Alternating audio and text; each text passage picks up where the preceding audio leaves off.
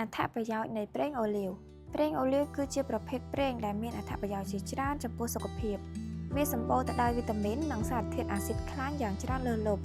វាត្រូវបានគេយកទៅប្រើប្រាស់ក្នុងការចម្អិនអាហារនិងថែរក្សាសុខភាព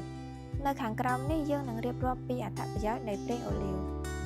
1. ជួយការពារជំងឺបេះដូងសារធាតុដែលមាននៅក្នុងប្រេងអូលីវអាចជួយកាត់បន្ថយនៅជាតិកូលេស្តេរ៉ុលមិនល្អនៅក្នុងបេះដូងហើយវាក៏បានបង្កើតកម្រិតជាតិកូលេស្តេរ៉ុលល្អជំនួសវិញម្យ៉ាងទៀតប្រេងអូលីវមានផ្ទុកនូវសារធាតុអាស៊ីតខ្លាញ់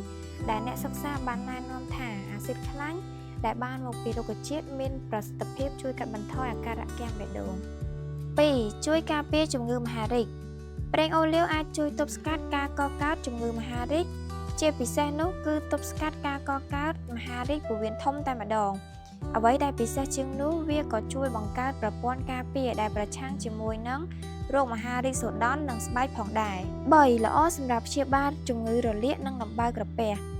ប្រេងអូលីវត្រូវបានគេយកមកធ្វើជាធាតុផ្សំសម្រាប់អត្ថប្រយោជន៍សុខភាពដ៏អស្ចារ្យសារធាតុផ្សំចម្បងរបស់ប្រេងអូលីវដែលគេយកមកប្រើមានដូចជាអាស៊ីតខ្លាញ់ដែលចម្រាញ់ចេញពីរុក្ខជាតិនិងសារធាតុប្រឆាំងអុកស៊ីតកម្មជាមួយគ្នានេះដែរប្រេងអូលីវមានផ្ទុកនូវវីតាមីនដូចជាវីតាមីន E និងវីតាមីន K ដែលជួយទ្រទ្រង់ដល់រាងកាយប្រឆាំងទៅនឹងរោគរលាកនិងដំបៅក្រពះ 4. ជួយឲ្យសក់មានសុខភាពល្អចំពោះអ្នកដែលមានបញ្ហាសក់អាចដោះស្រាយបានជាមួយនឹងប្រេងអូលីវជួយធ្វើឲ្យសក់រឹងមាំនិងមានទម្ងន់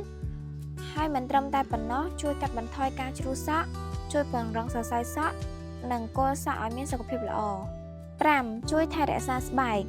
ជាក់ស្ដែងប្រេងអូលីវត្រូវបានគេយកមកប្រើប្រាស់នៅក្នុងការថែរក្សាសម្រស់ជាច្រើនមានប្រសិទ្ធភាពជួយឲ្យស្បែកទន់រលោងនិងភ្លឺថ្លាជាពិសេសនោះវាមិនបង្កឲ្យមានបាតុកម្មឬអាឡែស៊ីដល់ស្បែកនោះទេ